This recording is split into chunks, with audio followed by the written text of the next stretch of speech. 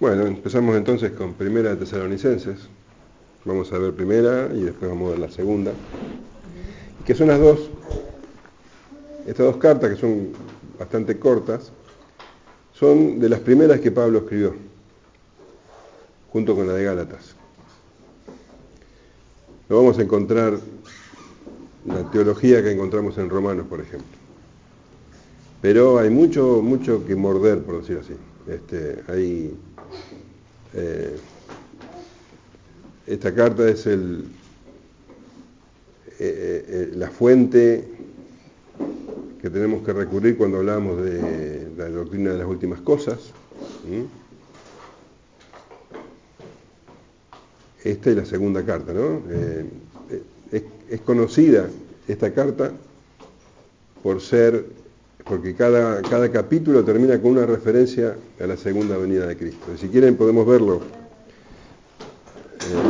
en el capítulo 1, en el versículo 10, el final del capítulo dice: y esperar de los cielos a su Hijo, al cual resucitó de los muertos, a Jesús, quien nos libra de la ira venidera. Acá tenemos entonces una referencia a la segunda venida. En el capítulo 2 también, versículos 19 y 20. Porque ¿cuál es nuestra esperanza, gozo, o corona de que me gloríe? ¿No sois vosotros, delante de nuestro Señor Jesucristo, en su venida? Vosotros sois nuestra gloria y gozo. Bueno, como vemos, son referencias a la segunda venida. Y la segunda carta, bueno, ahí tenemos la fuente autorizada para hablar de cosas como el hombre de pecado, la gran apostasía, el misterio de la iniquidad, lo que ahora lo detiene. Todas estas cosas vamos a encontrar solamente en estas cartas. Necesariamente tenemos que recurrir a las cartas de Tesalonicenses para tener una idea acabada de las doctrinas de las últimas cosas. En esta carta también encontramos la mejor referencia al rapto. Vamos a tratar de darle la interpretación correcta, porque hay un montón de falsas creencias alrededor de estas cosas. Bueno, también vamos a encontrar en estas cartas a Pablo de una manera inusitada. Vamos a conocer el corazón de Pablo, lo cual nos va a enriquecer como creyentes. Y tenemos que recordar que esto es la palabra de Dios, esto es parte de la palabra revelada de Dios, así que es palabra autoritativa, es la palabra que nos indica lo que debemos creer y cómo debemos vivir. Y bueno, ustedes saben, hoy no se escriben muchas cartas. Pero si escribís una carta, lo primero que pones es el destinatario, a quién va dirigida. Y al final de la carta, cuando se termina la carta, pones tu firma, quién la escribe, el remitente. En esa época las cartas se escribían al revés. Lo primero que se ponía era el remitente. Después venía el nombre del destinatario o los destinatarios y un breve saludo. Esta era la introducción a toda carta en esa época. Y esto lo encontramos en el versículo 1. Hoy vamos a concentrarnos en este primer versículo, el versículo 1 del primer capítulo de Primera de Tesalonicenses. Y dice: Pablo, Silvano y Timoteo, a la iglesia de los tesalonicenses, en Dios Padre y en el Señor Jesucristo, gracia y paz sean a vosotros, de Dios nuestro Padre y del Señor Jesucristo. Pablo, Silvano y Timoteo son los que escriben esta carta. En realidad, la carta es escrita por Pablo, Silvano y Timoteo son sus colaboradores. Y vemos que el primer nombre que aparece es el de él, porque precisamente es el responsable principal de la carta. Entonces, conviene entender quiénes son estos tres hombres y cómo llegaron a vincularse, cómo llegaron estos tres hombres a tener relación con la iglesia de Tesalónica. Bueno, a Pablo lo conocemos.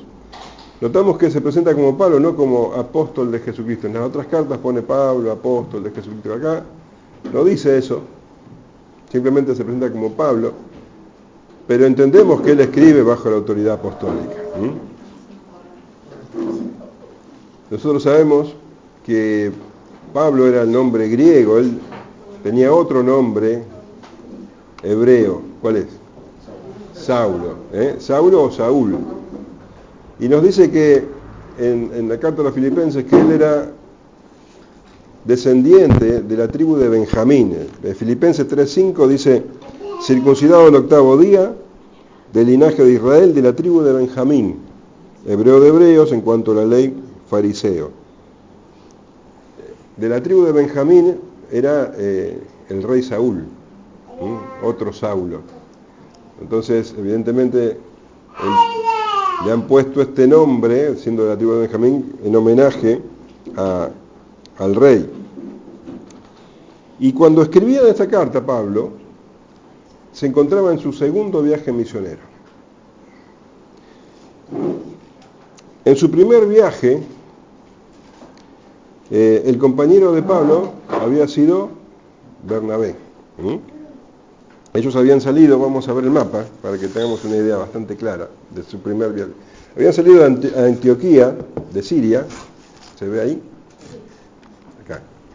Habían salido de Antioquía de Siria y habían cruzado el mar hasta la isla de Chipre. Y habían llevado con ellos al sobrino de Bernabé, que era Juan Marcos, el que después escribiría el Evangelio, ¿no? El hecho es que recorrieron la isla predicando el Evangelio, y tenemos que saber que la vida de los misioneros no es fácil, y en esa época peor. Hay toda una historia, cuando llegaron a Pafos tuvieron conflictos con un falso maestro.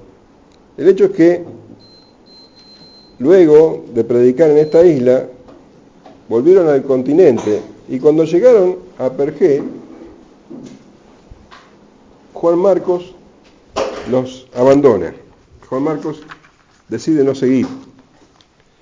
Así lo leemos en Hechos 13:13. Habiendo zarpado de Pafos, Pablo y sus compañeros arribaron a Pergé de Panfilia, pero Juan, apartándose de ellos, volvió a Jerusalén. El resto del viaje fue muy fructífero, pero recibieron muchísimo rechazo, muchísima tribulación, muchísima oposición. Fíjate lo que pasó en Antioquía de Siria. En el versículo 49 de este capítulo 13, dice, y la palabra del Señor se difundía por toda aquella provincia. Pero los judíos instigaron a mujeres piadosas y distinguidas y a los principales de la ciudad, y levantaron persecución contra Pablo y Bernabé, y los expulsaron de sus límites. De Antioquía de Siria pasaron a Iconio. Ahí también tuvieron buen fruto, pero también tuvieron mucha oposición. Dice el capítulo 14, versículos 4 en adelante. Y la gente de la ciudad estaba dividida. Unos estaban con los judíos y otros con los apóstoles. Pero cuando los judíos y los gentiles, juntamente con sus gobernantes, se lanzaron a afrentarlos y a apedrearlos, habiéndolo sabido, huyeron a Listra y Derbe, ciudades de Licaonia y toda la región circunvecina, y allí predicaban el Evangelio. Así que debido a la oposición de Iconio, pasaron a Listra, y en Listra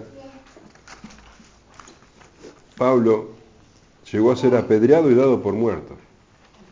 Versículo 19 del capítulo 14 dice, entonces vinieron unos judíos de Antioquía y de Iconio, que persuadieron a la multitud, y habiendo apedreado a Pablo, le arrastraron fuera de la ciudad, pensando que estaba muerto. Pero rodeándole los discípulos, se levantó y entró en la ciudad, y al día siguiente salió con Bernabé para Derbe. Vos fíjate, los judíos que ya lo habían echado de Antioquía y de Iconio, fueron hasta Listra, a levantar a la gente de Listra, y lo llegaron a apedrearlo hasta darlo por muerto. El hecho es que Pablo se levanta y se dirige a Derbe. ¿Y qué crees que hizo después? Bueno, volvió ciudad por ciudad, siendo que había tenido tanta oposición, sufrido tanta violencia, a confirmar a las iglesias. Entonces vos te das cuenta lo que se necesitaba para hacer este tipo de viaje. Mucha fortaleza de ánimo, mucha convicción del llamado. Y evidentemente Juan Marcos no tuvo eso. Entonces leemos en Hechos 14:21, y después de anunciar el Evangelio en aquella ciudad, Derbe, y de hacer muchos discípulos, volvieron a Listra, a Iconio y a Antioquía, los lugares donde habían recibido tanto rechazo, confirmando los ánimos de los discípulos, exhortándoles a que permaneciesen en la fe y diciéndole, escuchá lo que les decía, es necesario que a través de muchas tribulaciones entremos en el reino de Dios. Y constituyeron ancianos en cada iglesia, y habiendo orado con ayunos, los encomendaron al Señor en quien habían creído. Entonces, verdaderamente, para esta clase de misiones se necesitaba mucho valor, mucho coraje, mucha convicción. Así que, después volvieron a Antioquía. Y después de un tiempo, Pablo y Bernabé deciden hacer un segundo viaje misionero. Y en este segundo viaje misionero, Bernabé vuelve a proponer que lleven consigo a Juan Marcos. Dice Hechos 15:36. Después de algunos días, Pablo dijo a Bernabé, volvamos a visitar a los hermanos en todas las ciudades en que hemos anunciado la palabra del Señor, para ver cómo están. Y Bernabé quería que llevasen consigo a Juan, el que tenía por sobrenombre Marcos. Pero a Pablo no le parecía bien llevar consigo al que se había apartado de ellos desde Panfilia, y no había ido con ellos a la obra. Y hubo tal desacuerdo entre ellos, que se separaron el uno del otro. Bernabé, tomando a Marcos, navegó a Chipre, y Pablo, escogiendo a Silas, salió encomendado por los hermanos a la gracia del Señor, y pasó por Siria, Cilicia, confirmando las iglesias. Vos fíjate cómo vemos que más allá de las disensiones de los hombres, más allá de lo que los hombres hagan o piensen, Dios está al control de toda la situación y Él dirige todo conforme a su voluntad. Porque no era Bernabé el que tenía que emprender este segundo viaje misionero con Pablo, era otra persona.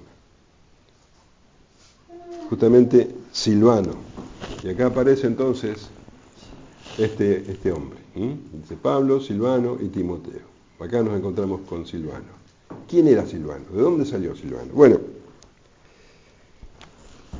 Silvano es la versión latina de Silas. En otros pasajes lo encontramos como Silas. Y era Silvano, Silas, un miembro de la iglesia de Jerusalén, un profeta, alguien muy destacado en Jerusalén.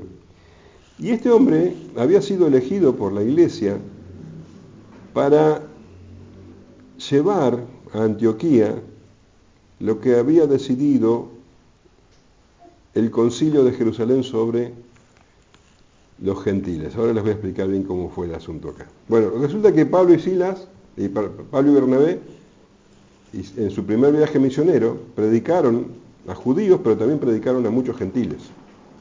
Y se sobrevino un problema. ¿Qué hacían con esos gentiles? Porque hasta ahora los convertidos habían sido todos judíos. Y el problema era, ¿qué hacemos con los gentiles? Y algunos decían, bueno, los gentiles se tienen que circuncidar, tienen que obedecer la ley, y otros decían que no. Entonces hicieron un concilio, juntaron los principales ancianos, bueno, las principales personas, líderes de la iglesia en Jerusalén, para tratar este tema. Y determinaron que no tenían que hacerse judíos, que es solamente por la fe en Jesucristo. Entonces, fíjate lo que pasó. Hechos 15:22. Entonces pareció bien a los apóstoles y a los ancianos, con toda la iglesia, elegir de entre ellos varones y enviarlos a Antioquía con Pablo y Bernabé, a Judas, que tenía por sobrenombre Barsabás, y a Silas, o Silvano, varones principales entre los hermanos, y escribir por conducto de ello, acá está lo que escribieron, los apóstoles y los ancianos y los hermanos, a los hermanos de entre los gentiles que están en Antioquía, en Siria y en Cilicia, salud. Por cuanto hemos oído que algunos que han salido de nosotros, a los cuales no dimos orden, os han inquietado con palabras, perturbando vuestras almas, mandando circuncidaros y guardar la ley, nos ha parecido bien, habiendo llegado a un acuerdo, elegir varones y enviarlos a vosotros con nuestros amados Bernabé y Pablo, hombres que han expuesto su vida por el nombre de nuestro Señor Jesucristo. Así que enviamos a Judas y a Silas, los cuales también de palabras os harán saber lo mismo, porque ha parecido bien al Espíritu Santo y a nosotros no imponeros ninguna carga más que estas cosas necesarias, que os abstengáis de lo sacrificado a los ídolos, de sangre, de ahogado y de fornicación, de las cuales cosas si os guardareis, bien haréis, pasadlo bien. Así pues, los que fueron enviados descendieron a Antioquía y reuniendo la congregación entregaron la carta, habiendo leído la cual se regocijaron por la consolación. Y Judas y Silas, como ellos también eran profetas, consolaron y confirmaron a los hermanos con abundancia de palabras. Y pasando algún tiempo allí, fueron despedidos en paz por los hermanos, para volver a aquellos que los habían enviado. Mas a Silas le pareció bien el quedarse allí, y Pablo y Bernabé continuaron en Antioquía, enseñando la palabra del Señor y anunciando el Evangelio con los otros. Entonces, el concilio había determinado no imponer ninguna carga a los gentiles. Escribieron una carta, pero si la llevaba Pablo y Bernabé solamente, los judaizantes iban a decir, no, esto es invento de Pablo y Bernabé. Entonces llevaron con ellos a 2 testigos de Jerusalén, dos hermanos bien vistos, con buen testimonio, porque todo se hacía muchas veces con 2 o 3 testigos. Entonces estos hombres iban para certificar que esta carta era verdadera y que Pablo y Bernabé decían la verdad al no imponer ninguna carga a los gentiles. El hecho es que, bueno, llegaron a Antioquía, leyeron la carta, trajeron mucha alegría a los hermanos, y llegado un tiempo, dice, se iban a volver, pero se volvió solo este hombre Barsabás, Judas Barsabás. Silas se quedó, dice, ahí en Antioquía un tiempo más. En ese tiempo es que Bernabé y Pablo deciden hacer el segundo viaje misionero, pero disienten en llevar a Juan Marcos. Entonces, ¿qué pasa? Bernabé con Juan Marcos, este es el segundo viaje. Bernabé y Juan Marcos deciden hacer el mismo trayecto que habían hecho con Pablo. Entonces, Bernabé y Juan Marcos cruzan para Chipre. Y Pablo y Silas se van para el norte. Porque acordate que lo que tenían que hacer era llevar esa carta, dice la iglesia de Antioquía, de Siria y Cilicia, que eran precisamente las regiones hacia el norte. Eso hicieron. Y después, una vez de hacer eso, pasaron por Galacia, que eran las iglesias de Derbe, de Listra, de Iconio, que eran las iglesias donde Pablo había trabajado con anterioridad. Entonces, ¿se entiende cómo entra Silas en este problema? Silas era el que tenía que hacer este segundo viaje. Esta era la persona determinada por Dios. Entonces, realizan este viaje confirmando las iglesias, y cuando llegan a las iglesias de Galacia, ahí en Derbe y Listra, se encuentran con un muchacho que tenía muy buen testimonio de la iglesia y que a partir de ahí va a ser, digamos, el asistente y se transformará después en uno de los principales colaboradores de Pablo. Ahí en Listra estaba Timoteo. Así es como entra Timoteo en esta historia. Y como te decía, Dios tiene el control de todo. Porque si Pablo le hubiera hecho caso a Bernabé y hubieran llevado consigo a Juan Marcos, no hubiera hecho falta otro asistente, hubiera sido Juan Marcos. Pero como necesitaban a alguien más, entonces ahí es que entra Timoteo. Hechos 16:1 dice: después llegó a Derbe y a Listra, y he aquí, había allí cierto discípulo llamado Timoteo, hijo de una mujer judía creyente, pero de padre griego, y daban buen testimonio de él los hermanos que estaban en Listra y en Iconio.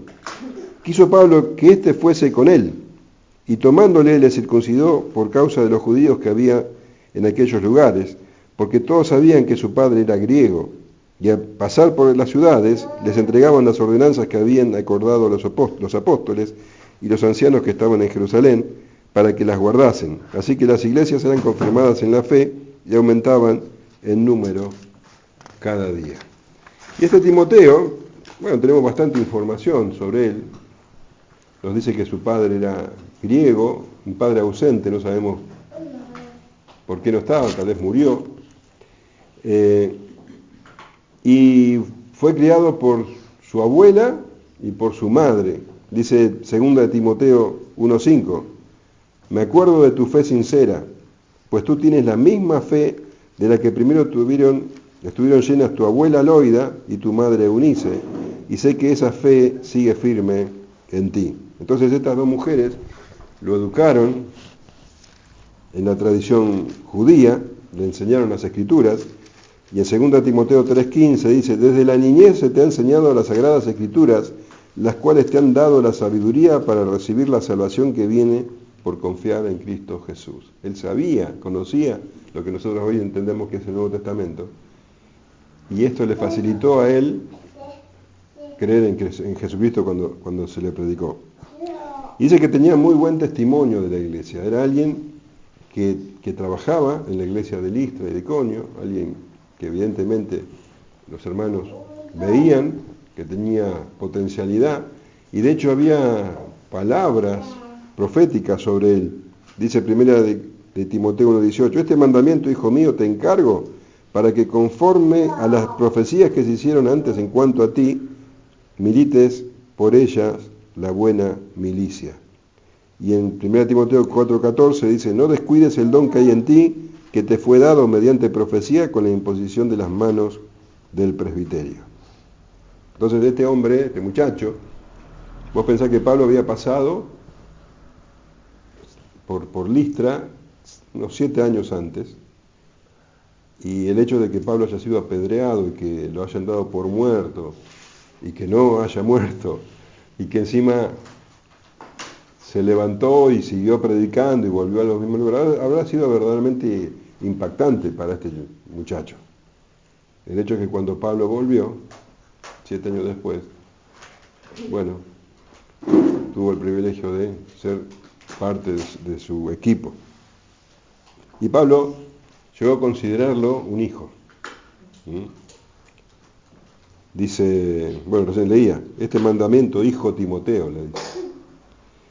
A los filipenses, le escribe, Filipenses 2:20, pues ninguno tengo del mismo ánimo, y que tan sinceramente se interese por vosotros, porque todos buscan lo suyo propio, no lo que es de Cristo Jesús. Pero ya conocéis los méritos de él, que como hijo a padre ha servido conmigo en el Evangelio. Y en 1 Timoteo 1:2 lo llama Timoteo, verdadero hijo en la fe. Así que con el tiempo este Timoteo se convierte en alguien de mucha confianza, de suma confianza para Pablo. Lo consideraba un hijo. Bueno, ahora estos hombres continúan su viaje, no regresan por Pergé, sino que continúan su viaje. La idea de ellos era de subir, de ir al norte, pasar por Misia y Bitinia. Esa era la idea de Pablo.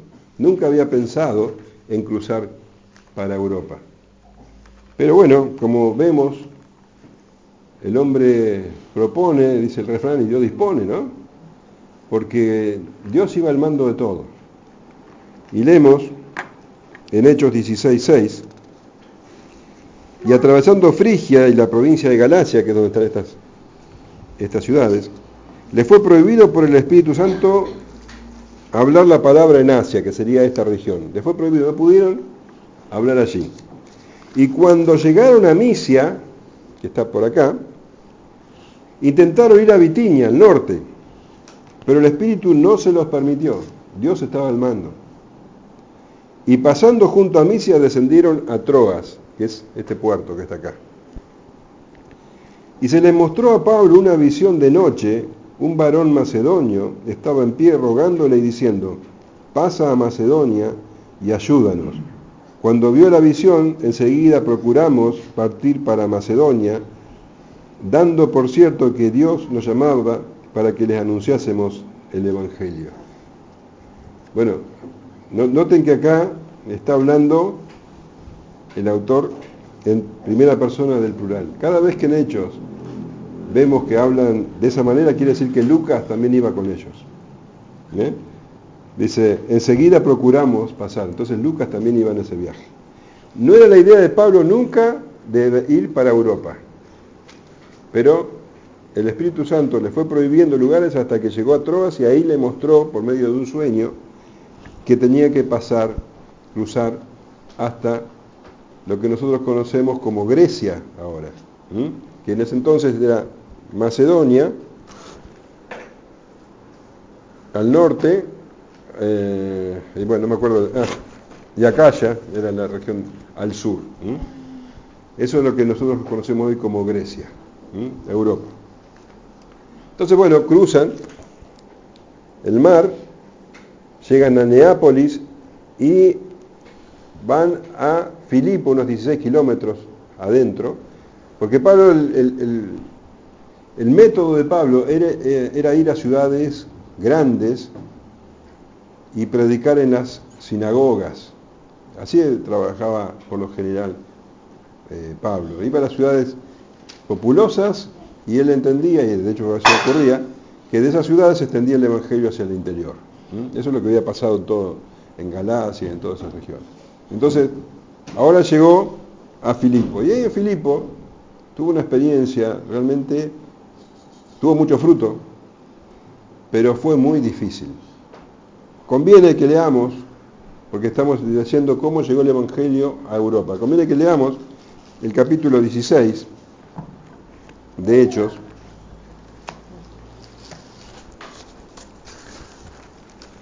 Lo voy a leer en la Nueva Traducción Viviente.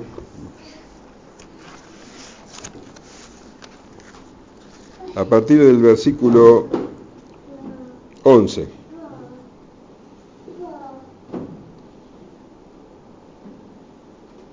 Dice así, versículo 13, perdón. El día de descanso, o sea, el sábado, nos alejamos un poco de la ciudad y fuimos a la orilla de un río donde pensamos que la gente se reuniría para orar. Y nos sentamos a hablar con unas mujeres que se habían congregado allí. Una de ellas era Lidia, de la ciudad de Tiatira, una comerciante de tela púrpura muy costosa, quien adoraba a Dios. Mientras nos escuchaba, el Señor abrió su corazón y aceptó lo que Pablo decía. Ella y los de su casa fueron bautizados y nos invitó a que fuéramos sus huéspedes. Y ustedes reconocen que soy una verdadera creyente en el Señor, dijo, vengan a quedarse en mi casa, y nos insistió hasta que aceptamos. Cierto día, Cuando íbamos al lugar de oración, nos encontramos con una joven esclava que tenía un espíritu que le permitía adivinar el futuro. ¿Ve que está hablando en primera persona? Lucas también estaba ahí. Le permitía adivinar el futuro por medio de la adivinación. Ganaba mucho dinero para sus amos. Ella seguía a Pablo y también al resto de nosotros, gritando: estos hombres son siervos del Dios Altísimo y han venido para decirles cómo ser salvos. Esto mismo sucedió día tras día, hasta que Pablo se exasperó de tal manera que se dio la vuelta y le dijo al demonio que estaba dentro de la joven: te ordeno en el nombre de Jesucristo que salgas de ella, y al instante el demonio la dejó. Las esperanzas de sus amos de hacerse ricos ahora quedaron destruidas, así que agarraron a Pablo y a Silas y los arrastraron hasta la plaza del mercado ante las autoridades. Toda la ciudad estaba alborotada a causa de estos judíos. Les gritaron a los funcionarios de la ciudad: enseñan costumbres que nosotros, los romanos, no podemos practicar porque son ilegales. Enseguida se formó una turba contra Pablo y Silas, y los funcionarios de la ciudad ordenaron que les quitaran la ropa y los golpearon con varas de madera. Los golpearon severamente y después los metieron en la cárcel. Les ordenaron al carcelero que se asegurara de que no escaparan, así que el carcelero los puso en el calabozo de más adentro y les sujetó los pies en el cepo. Alrededor de la medianoche, Pablo y Silas estaban orando y cantando himnos a Dios, y los demás prisioneros escuchaban. De repente hubo un gran terremoto y la cárcel se sacudió hasta sus cimientos. Al instante todas las puertas se abrieron de golpe y a todos los prisioneros se les cayeron las cadenas. El carcelero se despertó y vio las puertas abiertas de par en par. Dio por sentado que los prisioneros habían escapado, por lo que sacó su espada para matarse. Pero Pablo le gritó: detente, no te mates, estamos todos aquí. Y el carcelero pidió una luz y corrió al calabozo y cayó temblando ante Pablo y Silas. Después los sacó y les preguntó: señores, ¿qué debo hacer para ser salvo? Ellos le contestaron: cree en el Señor Jesús y serás salvo, junto con todos los de tu casa.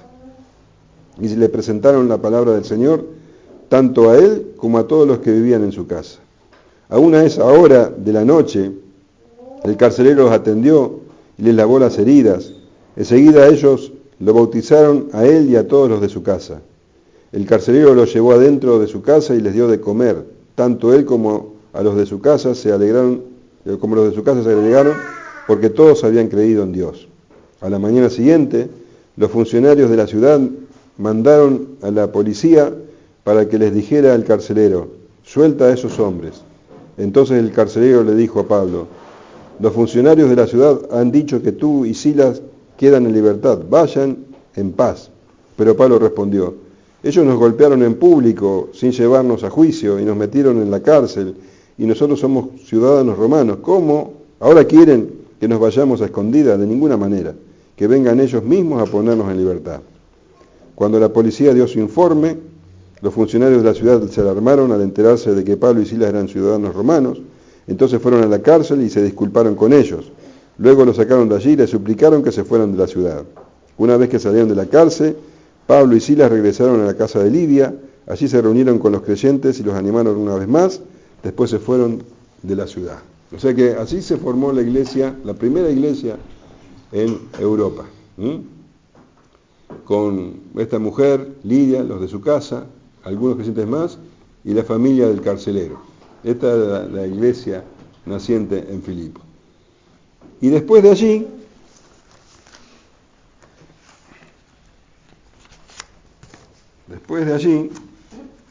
decía que se necesita mucho ánimo para semejante misión. Acá estaba Filipo. Emprendieron viaje.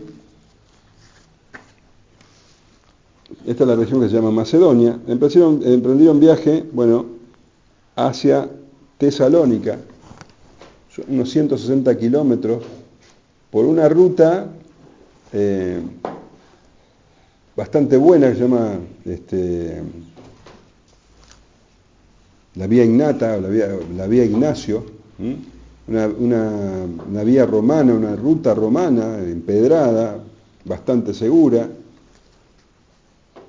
Dice que pasaron por Anfípolis y por Apolonia, seguramente hicieron noche en esas ciudades,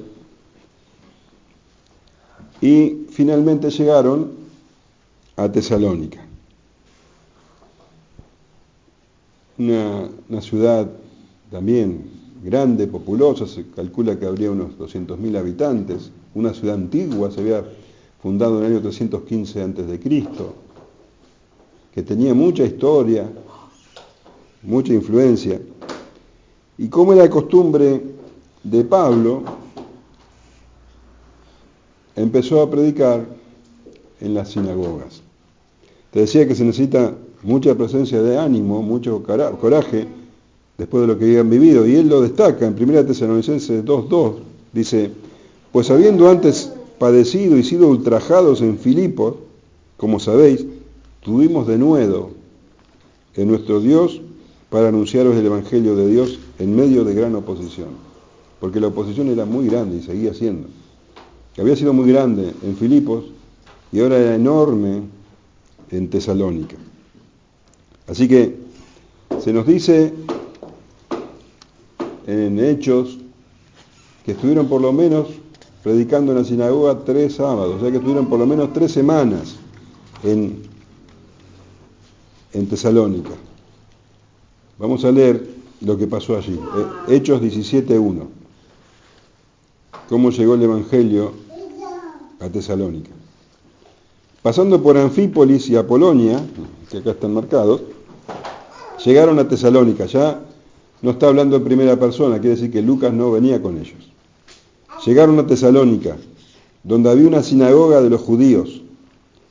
Y Pablo, como acostumbraba, fue a ellos y por 3 días de reposo, 3 sábados, discutió con ellos, declarando y exponiendo por medio de las Escrituras que era necesario que el Cristo padeciese y resucitase de los muertos, y que Jesús, a quien yo os anuncio, decía él, es el Cristo.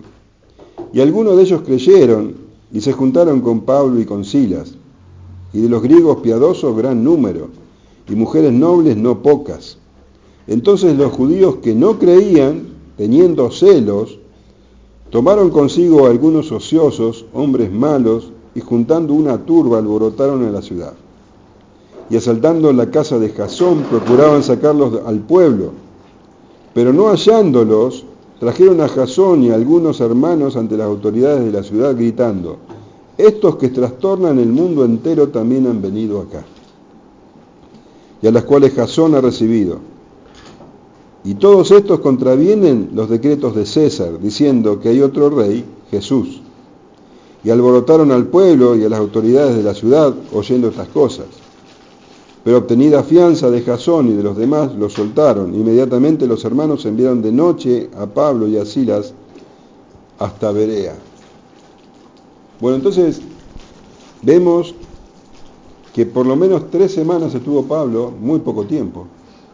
Tal vez un poco más, aunque no, porque fue tan grande el fruto en Tesalónica, que parece poco que en 3 semanas hayan dado semejante avivamiento. Pero acá se nos dice que hubieron varios judíos de las sinagogas y griegos piadosos, gran número, o sea, griegos gentiles que concurrían a las sinagogas, y mujeres también nobles no pocas. También podemos pensar que durante la semana Pablo predicaría en la plaza. El hecho es que hubo mucho fruto. Y los judíos que no creían, dice, se llenaron de celos. Y mirá que dice que recurrieron, dice, alborotaron a algunos ociosos hombres malos. O sea, lo que hoy conoceríamos como una patota. Utilizaron a una patota para boicotear a Pablo. Como no lo encontraron, agarraron al pobre Jasón, donde Pablo se hospedaba, y lo llevaron junto a otros cristianos ante las autoridades. Y decían que estos que alborotan el mundo entero, mirá cómo se lo conocía a Pablo, como alguien que alborotaba el mundo entero. Ahora había llegado a Tesalónica, querían, según ellos, alborotar al pueblo contra los romanos, mentira. Entonces dice que Pablo y Silas fueron enviados de noche a Berea. Es algo común en estos hombres tener que escaparse de noche de las ciudades. Tremendo, ¿no? Tremendo. Pero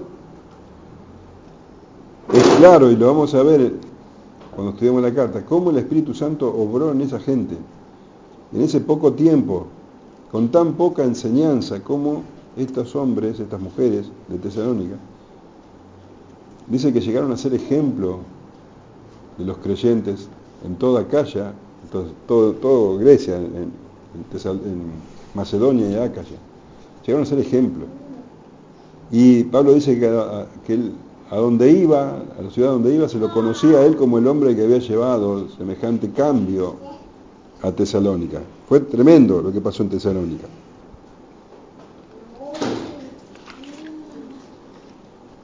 Pero también vemos la tremenda oposición, que fue tal que estos hombres de Tesalónica, no contentos con haberlo echado de Tesalónica, fueron hasta Berea para poder atacarlo.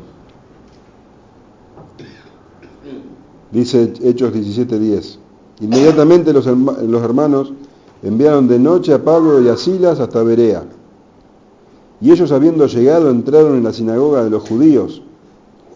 Y estos eran más nobles que los que estaban en Tesalónica, pues recibieron la palabra con toda solicitud, escudriñando cada día las Escrituras para ver si estas cosas eran así. Así que creyeron muchos de ellos y mujeres griegas de distinción y no pocos hombres.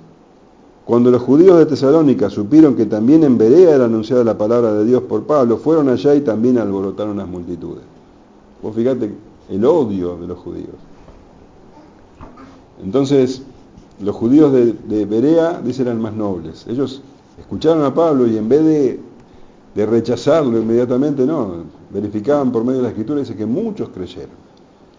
Pero no vemos que en Berea había una patota, no había violencia, la trajeron los de Tesalónica.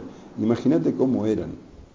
Imagínate lo que tenían que sufrir los hermanos de Tesalónica con gente como esa. ¿Sí?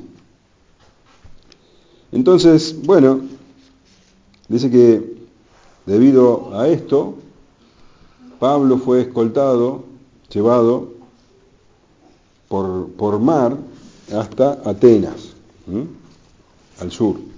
Esto ya era la región de Acaya. Atenas, ustedes saben, la capital de Grecia. El centro cultural, filosófico, el centro del pensamiento griego. Y allí el ministerio de Pablo no fue tan productivo como había sido en la región de Macedonia. Pablo llegó solo a Atenas. Silas o Silvano y Timoteo se habían quedado en Macedonia.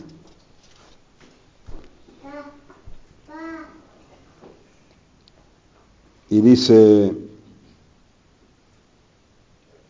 Primera Timoteo de Tesalonicenses 2:17, Pablo se había quedado muy preocupado por la situación de los hermanos macedonios, porque con tan poco tiempo que tuvo para predicarles, para enseñarles, tenían muy poca, digamos, enseñanza, muy poca doctrina, y había muchas cosas en contra, tenían a la gente en contra.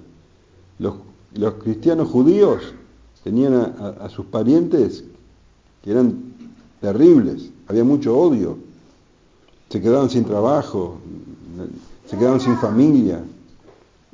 Los cristianos gentiles, bueno, parecido. Aparte había mucha, no solamente persecución, mucha tentación. Para Pablo era una gran preocupación porque era como que los había dejado huérfanos. Entonces, bueno, dejó un tiempo a Silas y a Timoteo, pero ellos después se encontraron con él en Atenas. Y él cuenta que tuvo la intención 2 veces de volver, pero no pudo. Dice en 1 Timoteo de Tesalonicenses 2:17. Pero nosotros, hermanos, separados de vosotros por un poco de tiempo, de vista pero no de corazón, tanto más procuramos con mucho deseo ver vuestro rostro, por lo cual quisimos ir a vosotros. Yo, Pablo, ciertamente una y otra vez, o sea, 2 veces. Pero Satanás nos estorbó, no pudo. Finalmente, ante tanta preocupación, Pablo volvió a mandar a Timoteo a Tesalónica. Primera Tesalonicenses 3:1 dice, por lo cual no pudiendo soportarlo más, acordamos quedarnos solos en Atenas y enviamos a Timoteo, nuestro hermano, servidor de Dios y colaborador nuestro en el Evangelio de Cristo, para confirmaros y exhortaros respecto a vuestra fe. Estaban tan ansiosos por la situación de los tesalonicenses que, bueno, le mandó a Timoteo. Y después mandó a Silvano también. Y Pablo se dirigió a Corintio, no teniendo mucho éxito en Atenas, algún fruto tuvo, pero no mucho, se dirigió a Corintio. Bueno, ahí conocemos la historia en Corintios, también un lugar muy idolátrico, con mucha oposición, pero donde se estableció una iglesia. Y de allí, desde Corinto, es que Pablo, bueno, recibe a Timoteo y a Silas y le traen muy buenas noticias. Le dicen que la iglesia estaba firme, que había algunos problemas, pero que los hermanos, había muchos problemas, en realidad ellos estaban... acuérdense que Pablo habla de que ellos eran pobres y que habían dado de lo que no tenían, porque claro, era gente que se quedó sin trabajo, eran gente marginada, rechazada por su fe. Sin embargo, estaban firmes.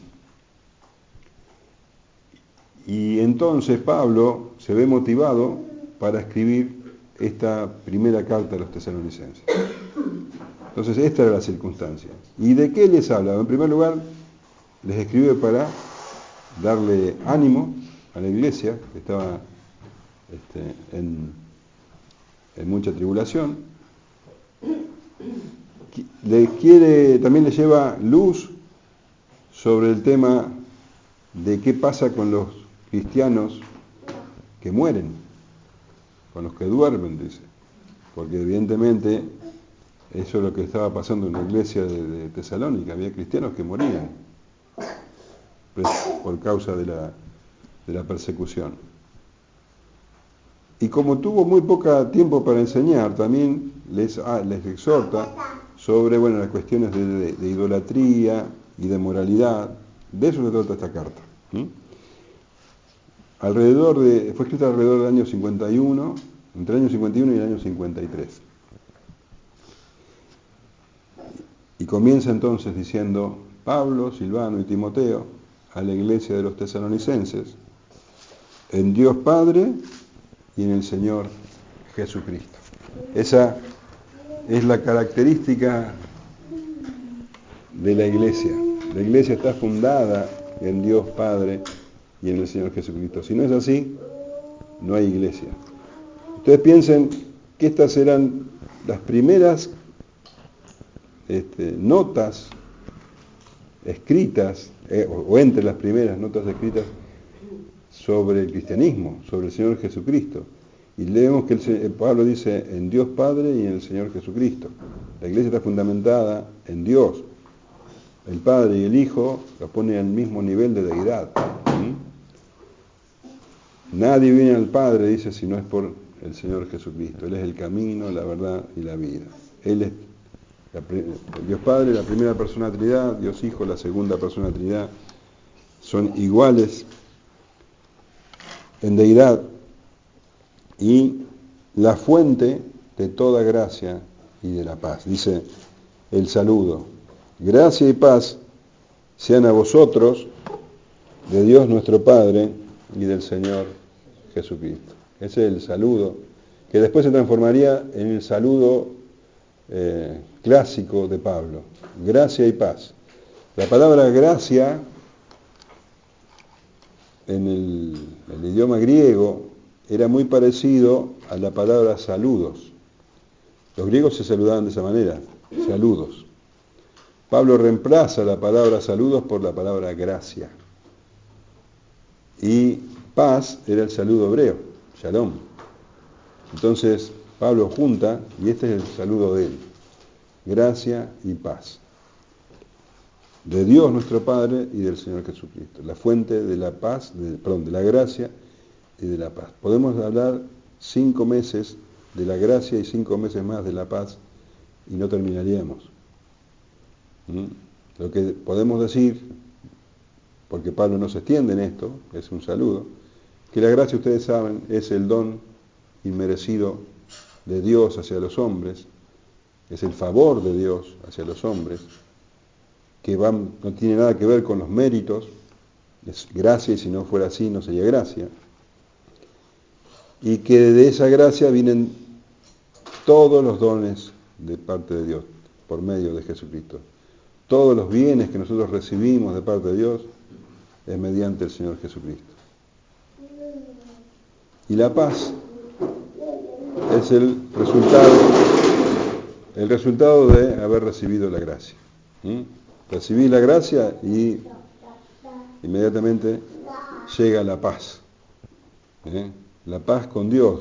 Romanos 5 dice, justificados pues por la fe tenemos paz para con Dios por medio de Cristo Jesús. O sea, al tener paz con Dios, al sabernos perdonados, al saber que Dios no está airado contra nosotros, esa paz que tenemos con Dios, que solamente fue posible mediante la fe en Jesucristo, el camino lo abrió el Señor Jesús, eso provoca que la paz sea absoluta, total. La paz